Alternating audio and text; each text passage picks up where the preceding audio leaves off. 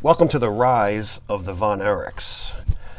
If you're looking for the history of the Von Erichs, their story, their life story, their tragedy, the curse of the Von Erichs, you're watching the wrong video. This is going to be the Von Erichs in the magazines and in the media, the rising of the family through the magazines up until the end of their careers. You really can't talk about the Von Erichs without talking about the original two Von Erichs, and that would be Fritz and Waldo. Of course, Fritz being the father of the five boys. So we're going to cover that. We're going to cover their earlier career all the way up through their different championship belts, their championship belt title matches, and all the way through to the end of their career. This isn't going to be a hit piece. This isn't going to be any kind of an opinion-based video. This is just as it appeared in the magazines, showing honor, respect, and the history and tradition of the not only Von Erich family, but in professional wrestling itself. So, starting off out of the gate, before the sons of the Von Erich family from the Texas area became extremely popular in the early to mid 80s, there was the father, Fritz Von Erich. Fritz Von Erich's first magazine was on the cover of Wrestling Review, February of 1967. And here he is front and center. His nickname was the Iron Claw. In Japan, they really magnified the name Iron Claw, more so than calling him Fritz. They called him Iron Claw Von Erich. That was just almost in every translated article I could find with him. He was extremely responsible for the building of professional wrestling in Japan in the late 50s, early 60s. He was a number one heel there.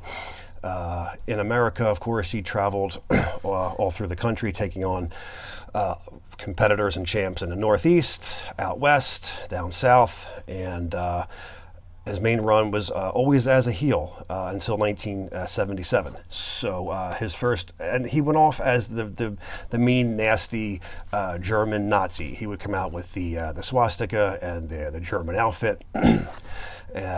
There's nothing with him with the Nazi memorabilia on any of the magazine covers, so it was hard to find anything with him with that. Baron von Raschke was another one who also used the claw. He would have the swastika a lot more, but there wasn't a whole lot, hardly anything at all with Fritz using that. But this is Fritz's first cover, 1967. This was also when the magazine changed hands, just 2 short years later from when Stanley Weston had it from 65 down. So the magazine took a huge nosedive in and quality-wise, and it just wasn't the same Wrestling Review that we loved. Fritz's kayfabe brother, Waldo Von Erich, was also another one of the Von Erichs. They would team up sometimes, not a lot. Waldo spent a lot of time in the Northeast. He battled Pedro, he battled Bruno. Here's a shot of Waldo on his first magazine cover, Wrestling Review, April of '68. He's wearing the United States Heavyweight Championship belt, but wouldn't be Wrestling Review if they didn't cut the belt off. Gave us a pretty lousy belt cover shot there. It could have been a pretty good shot, and they cut it off. But nonetheless, Waldo on the cover, his first issue, April '68. This would be Fritz's first Japanese cover, and referred a lot, like I said, by Iron Claw. This issue has his rookie card in it. There's a card that they put out just like the American issues that sell for a lot of money, and Fritz's rookie card sells for a lot of money. This also has a nice poster pull-out of Fritz in it. Fritz would go on to win the AWA Heavyweight Championship in the 60s, and this is the only magazine cover with Fritz on the cover with the AWA belt. Fritz would hold a bunch of belts throughout his career. One world title beating the AWA, if you're counting the major three, NWA, WWF, AWA. This was his only time as the AWA champion. And this same image would be used on a couple of programs, all of them in black and white. Not very often you would see it, but this is the only color shot of it with Fritz. And this is on April 1970s issue of Gong Invitation to the Ring. Fritz's next cover would be Wrestling Review once again in May of 1970. Should the Claw be banned? Remember that tagline a little bit later on in the 80s. Another cover for Waldo on the cover, 1971 Wrestling Review. And he's taken on Pedro Morales at this point. And Waldo would go on to hold a lot of singles championships. One being the NWF Heavyweight Championship in November. This is the same NWF Heavyweight Championship that the same lineage that Antonio Inoki had adopted into the New Japan Pro Wrestling. Before that, it was Powers, it was Dominic DeNucci, Abdul the Butcher, Ernie Ladd. They all held the NWF belt, and Waldo also held it. This is a rare shot of Waldo with that belt. And that would pretty much do it for the older original Von Erichs on the cover of the magazines. Moving up until 1978, we have when Bob Backlund's first look as WWF champion against Superstar Graham on July 1978. Inside the magazine is our first introduction to Fritz Von Erich's son, his second son, David Von Erich, and this is his debut in the magazines. He has another son, Kevin. Kevin made his debut in 1976.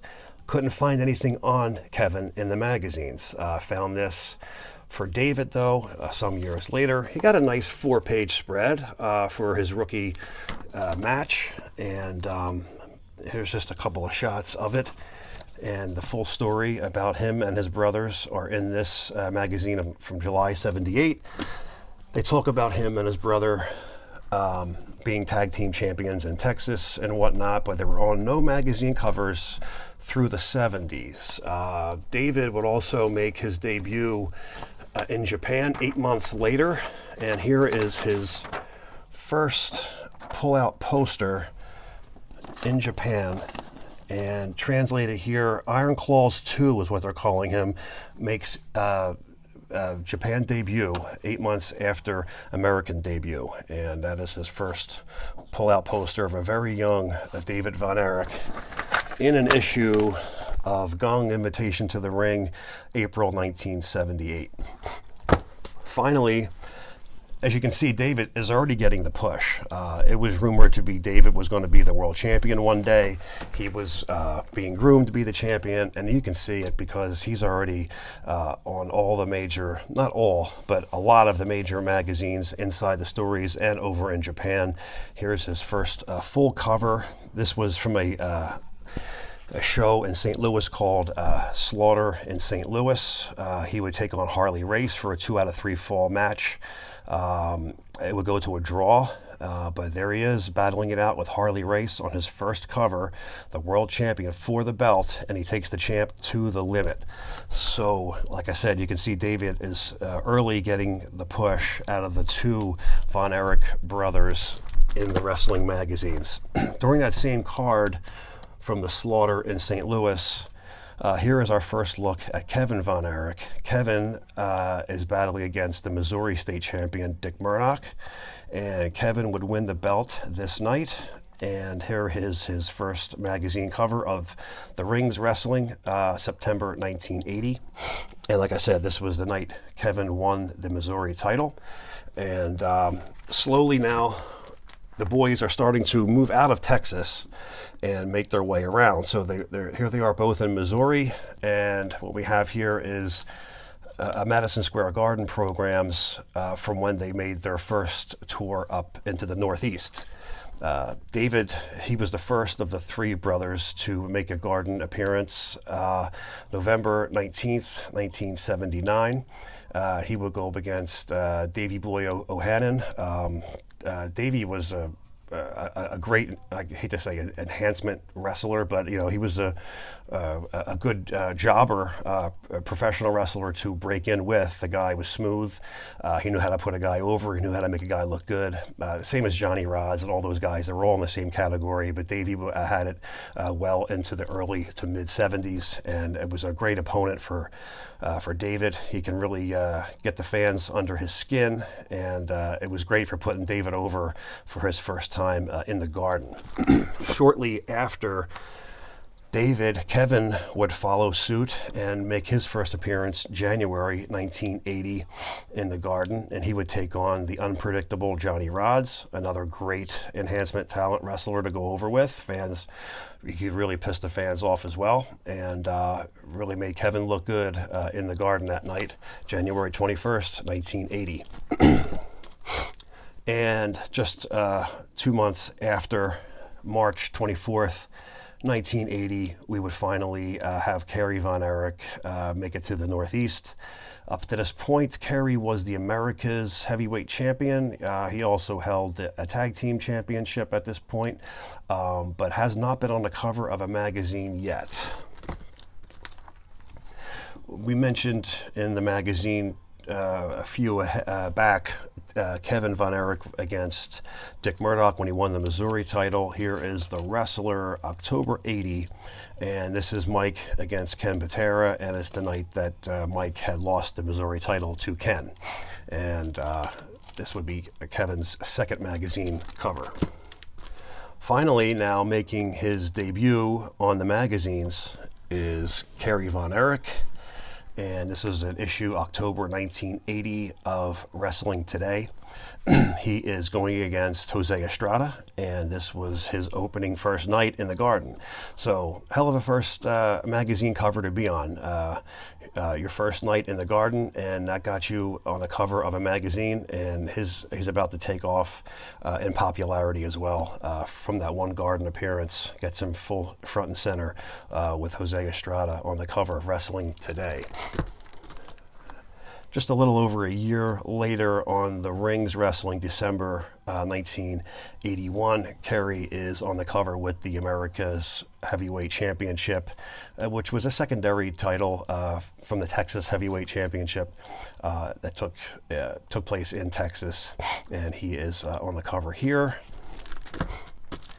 making a little over a year and a half jump in time.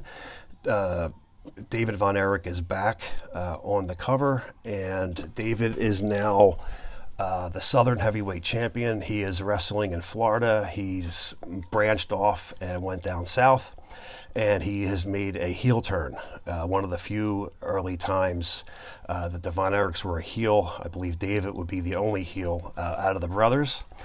He's taken on Wrestling 2 here in September 1982. David Von Erich, Watch Me Crumble, Wrestling's Legends.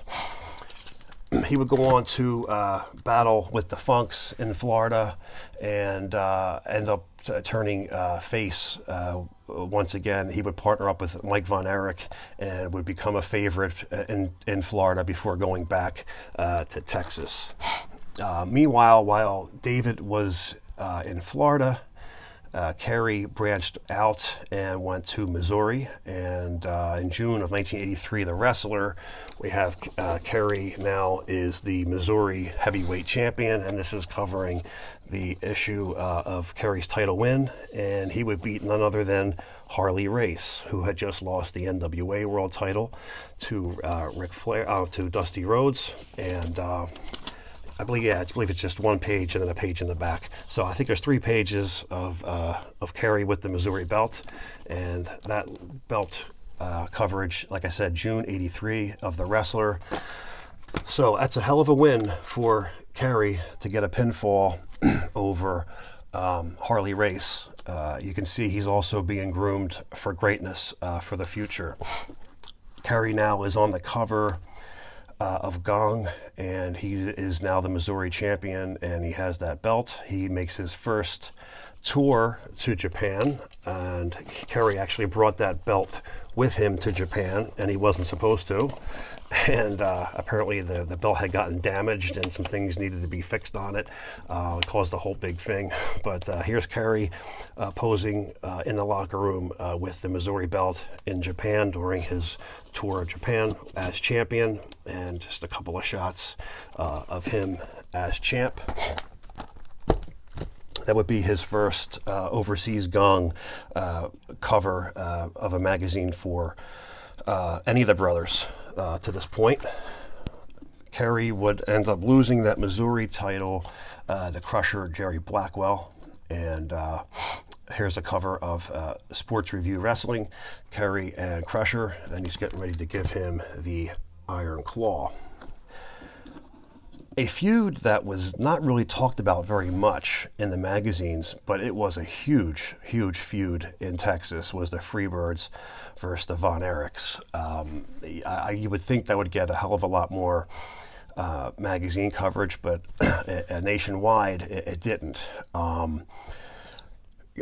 What happened was the Freebirds were faces in the beginning. Kerry had a title match against Ric Flair in a steel cage match. Michael Hayes was the guest referee, and Hayes turned on Kerry during the match, sparking the feud between the Von Erichs and the Freebirds. Magazine covered its August of '83 Sports Review, and it says, the Freebird Von Erich feud, why Kerry wants out. And if you go on to read the article, the reason he wants out was he believed that the feud with the Freebirds cost him the Missouri title, and he wasn't properly focused and properly training, and he wants to now focus on getting his title shot for the NWA World title, and he needs to be away and separated from the Freebirds.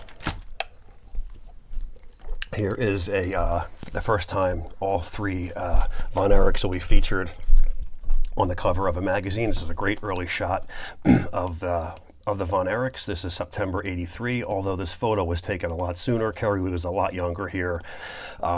He's not quite developed with his shoulders and traps like he does by this time in '83, '84, and this is an earlier shot, but your first look at the Von Erichs all together on the cover of the magazine, September '83 Sports Review. For the first time in a little while, back on the cover is Kevin Von Erich. Kevin is on the cover of Inside Wrestling November '83, and he gets his title shot with Harley Race. How brotherly love cost Kevin Von Erich the NWA World title. And what had happened was, in Harley Race's own words, I was beating the boy so bad his brothers had to come to his rescue before I killed him. And that's a quote from Harley. Basically, Harley was beating him so good, the brothers came in and got him disqualified, and it cost him the title shot. Of course, in the world of kayfabe, that is. Here's a great shot of Kevin solo on the cover of Wrestling '84. Just a great shot of him, great physique, very well, always took great care of himself physically, was very athletic. You know what, let me go back to this one magazine for a second, because it's somewhat of a rarer shot. This one we had looked at before with Kevin when he won the Missouri title. Notice he's wearing shoes. That's one of the few times that Kevin was wearing shoes, and it's caught early on, 1980.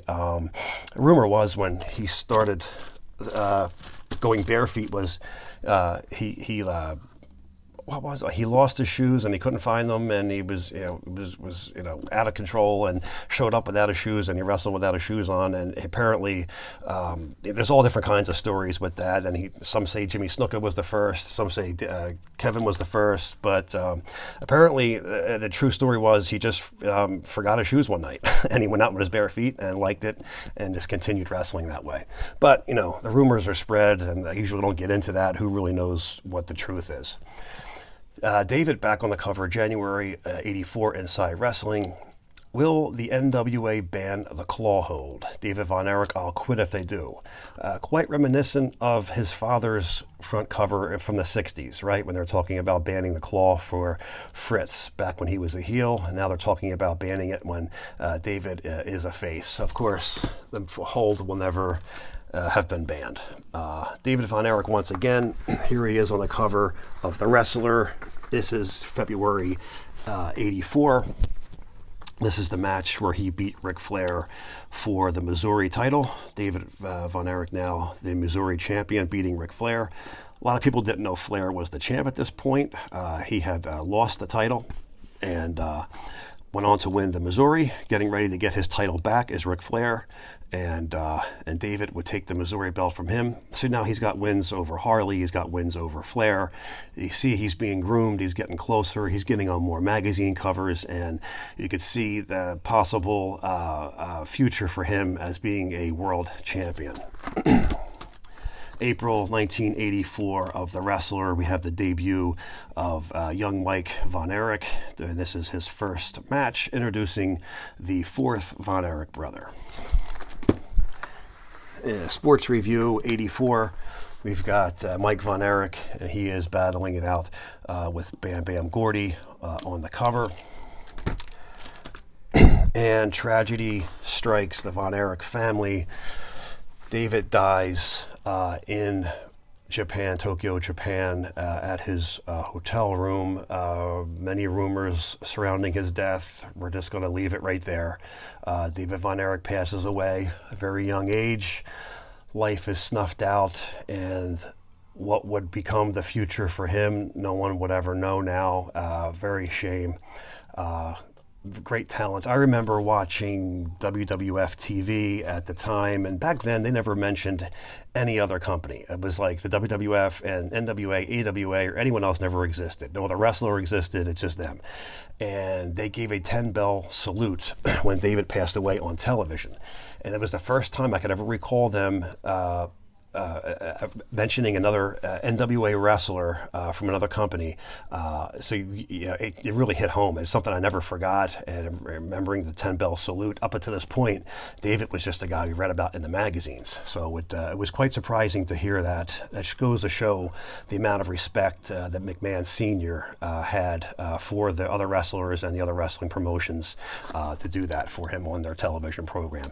This is his death issue in The Wrestler, June of 1984, and he's wearing the Texas Heavyweight Championship belt. This is also an older picture of him.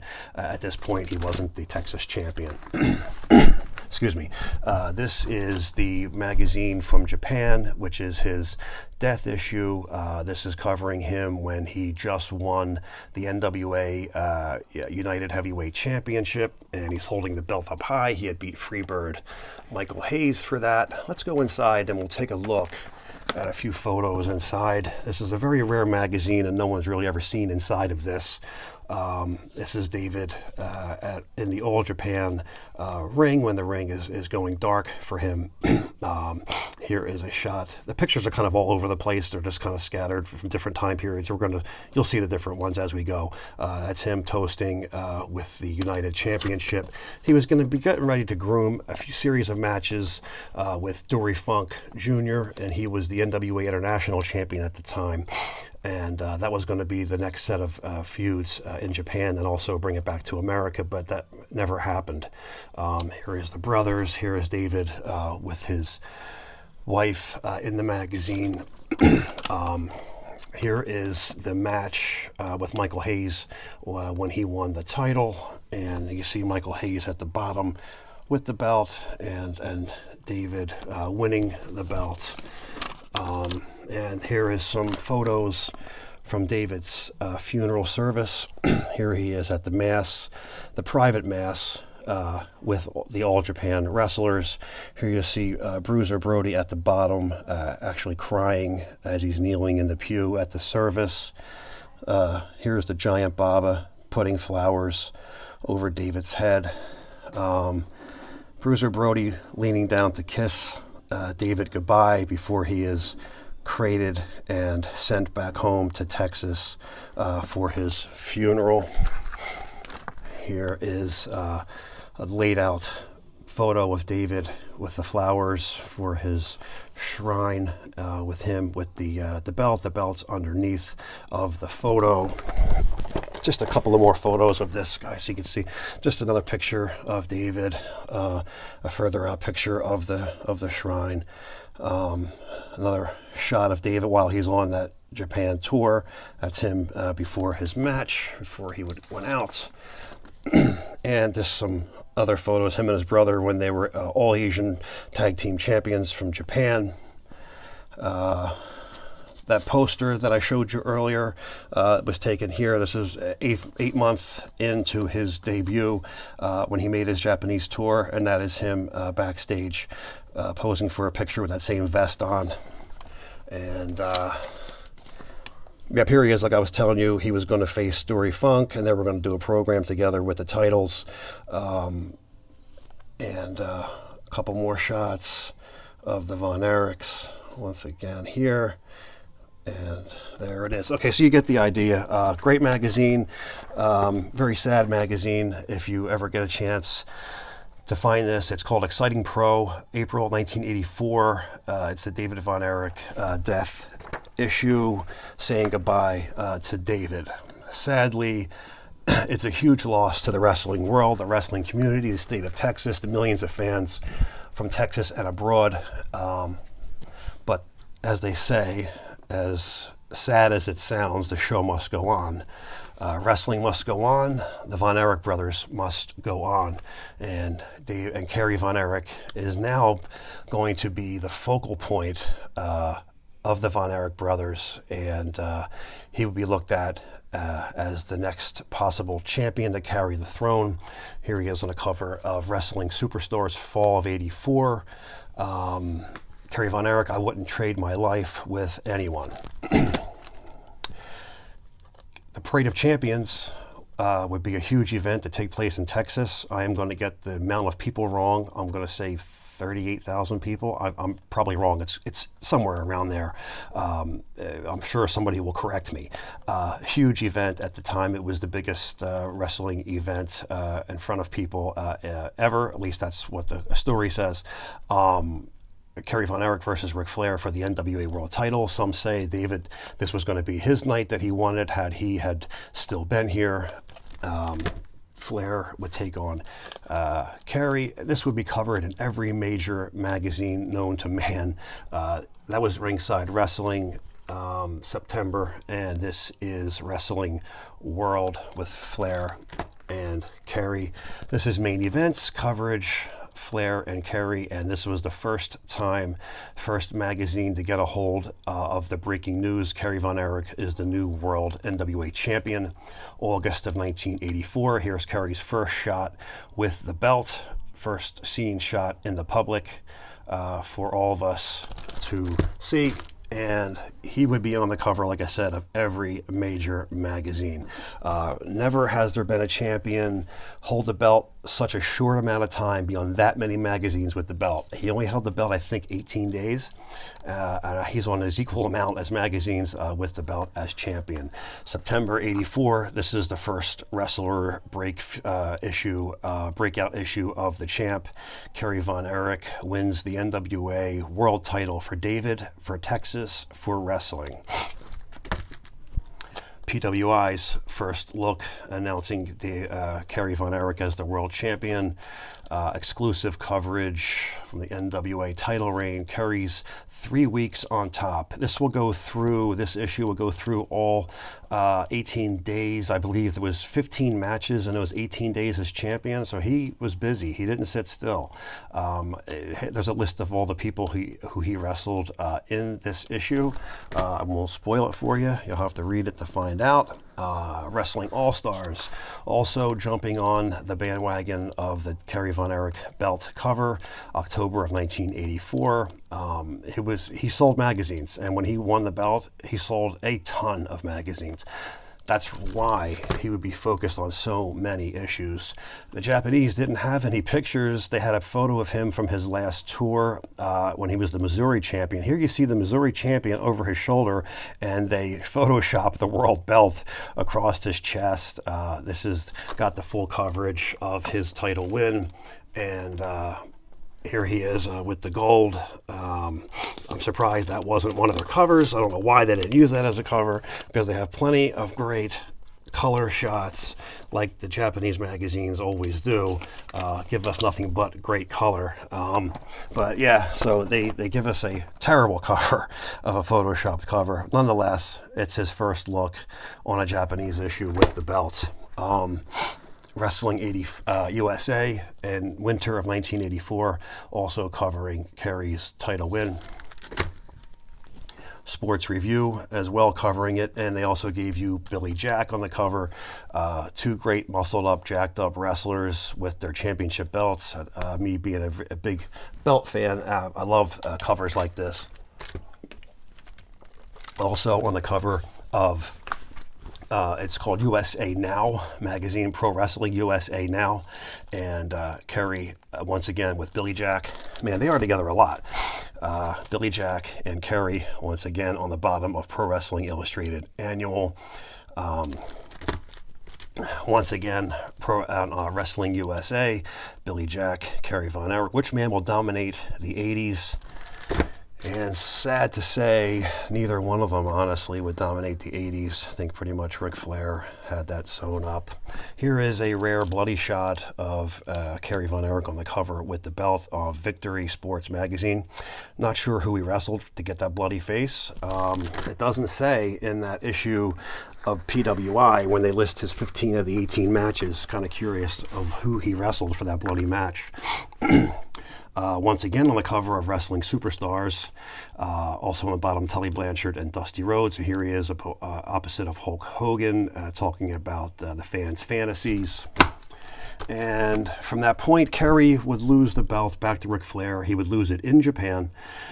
Ric Flair would take the belt back, and Kerry would now, he's cemented his legacy. He's a world champion. He's extremely popular, beloved by millions, and he is just on a ton of covers from here on out. I don't have a whole lot of, I have most, I don't have every single one, because we would be here for days showing you the covers of him. I just pulled out the heavier ones that focus mainly on him. But here he is now, former world champion on the cover with several former world champions, wrestling's muscle men on the cover, Wrestling Superstars of summer of '84. Kerry Von Erich would now be Pro Wrestling Illustrated's, it would go Ric Flair, Kerry Von Erich was Match of the Year. I believe Flair got Wrestler of the Year that year. Kerry would also get Most Popular Wrestler of the Year. And I believe one other award. I think Kerry won 3 this year. So extremely, extremely popular throughout from the fans. And these were legitimate ranks. I mean, people wrote their letters in, and it was legitimately counted, and each one of them was real. Bill Apter said these were real. Every one of the letters were opened, every one of them were counted, and it wasn't made up. So as much as the magazine stories were made up, the awards were legitimately voted by the fans. These guys, Kerry and Flair, would go on to wrestle after winning, Match of the Year and drawing in 30-some plus thousand fans in Texas.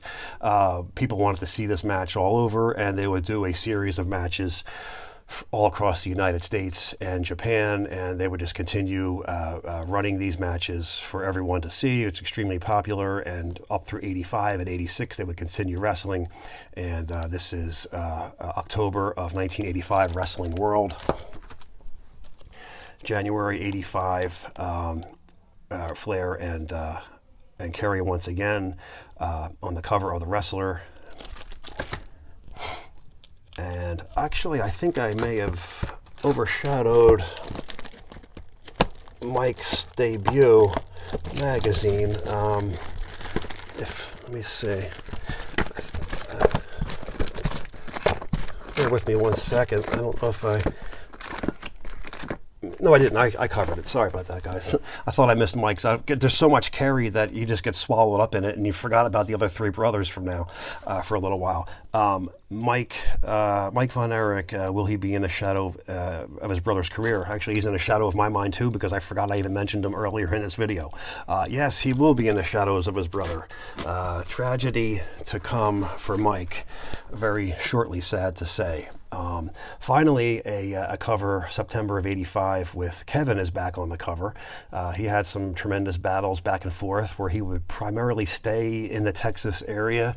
He would go up against Adams. He would be with Gino Hernandez. They would go back and forth with the America's belt, the Texas belt, some tag team belts with his brothers. So he pretty much stayed a stable in Texas while Kerry was traveling the world as champion after David had passed away.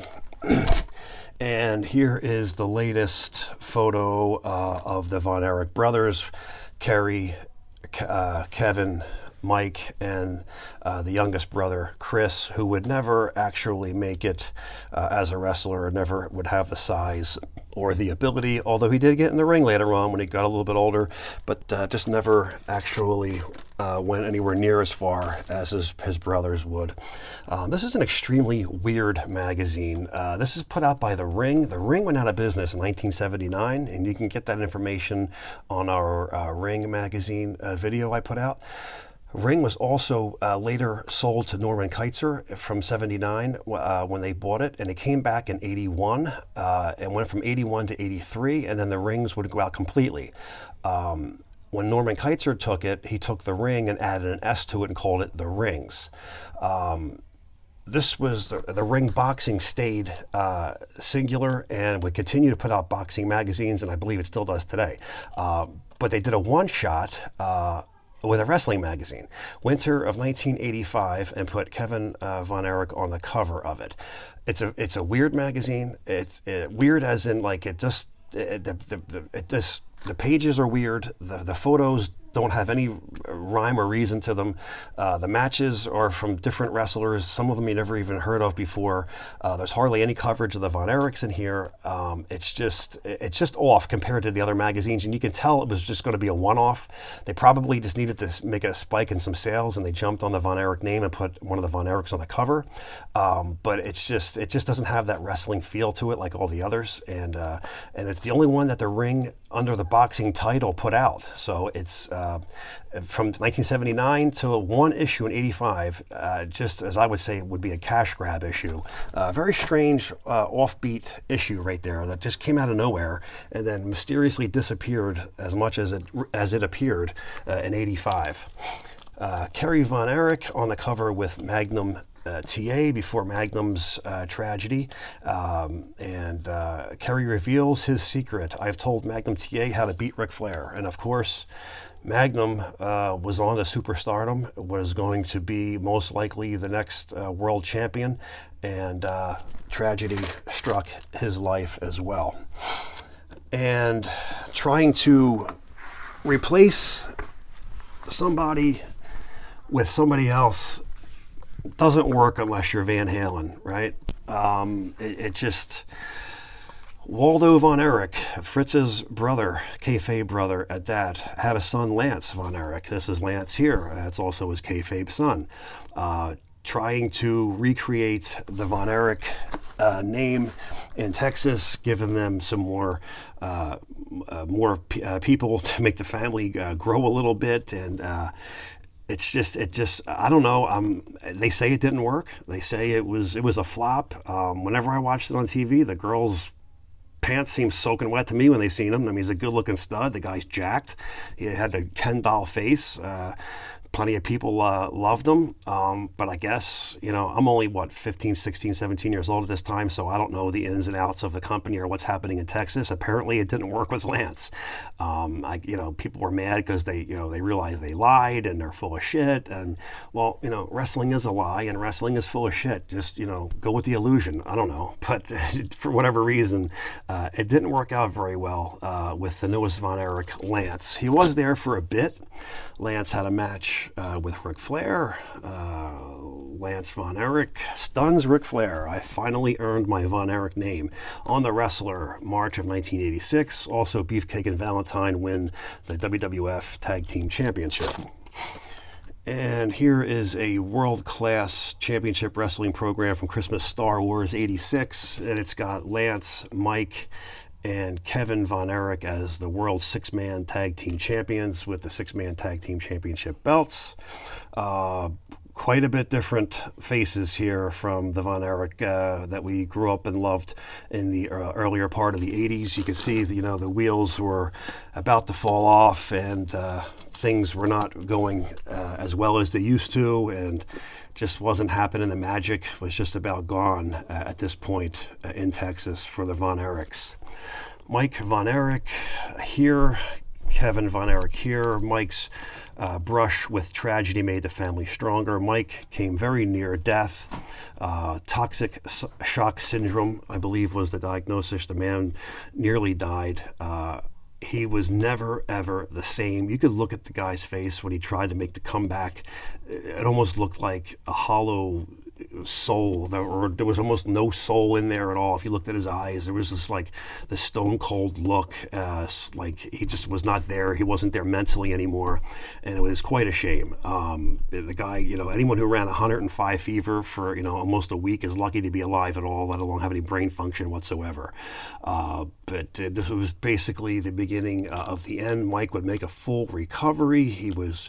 Some say he was pushed to come back, forced to come back. Some say he wasn't at all. He did try to come back. It was never the same when he did come back, and it was just a tragic state of affairs. What happened probably was better off ending his career at that point after recovering, and my personal opinion, but who am I to say? The ring wrestling with Gino Hernandez and Mike Von Erich continue on in Texas.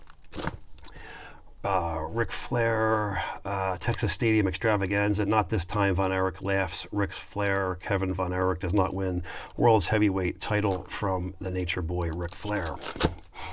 And like I said, Mike Von Erich, after recovering from toxic shock syndrome, takes his own life in 1987. This is an Inside Wrestling, August of 87, and this covers the tragic death of Mike's suicide. Now we're two brothers down. The Von Erichs have really took a hit.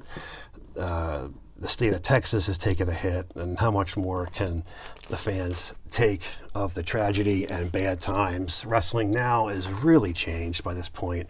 We're in 1987, November of 1987, almost 1988. It's the time of the cartoon. It's the time of Crockett is ending his NWA legacy, and it's becoming corporate, and smaller companies throughout that were barely hanging on and just about all but gone. And the final nail in the Texas territory is coming near. Still trying to make some money off the bouts. Kerry taking on Ric Flair. Now this is 3.5 years of these two really trying to push what was once a huge selling main event. Now down the road is kind of lost in time, and more of a novelty match for people, because times have really changed. Times have changed so much, we thought we'd never see the day Kerry Von Erich and Michael Hayes unite. Kerry with a carton of milk, and P.S. Hayes with a bottle of Jack. This was a very popular issue, and this was July 1988 of Inside Wrestling.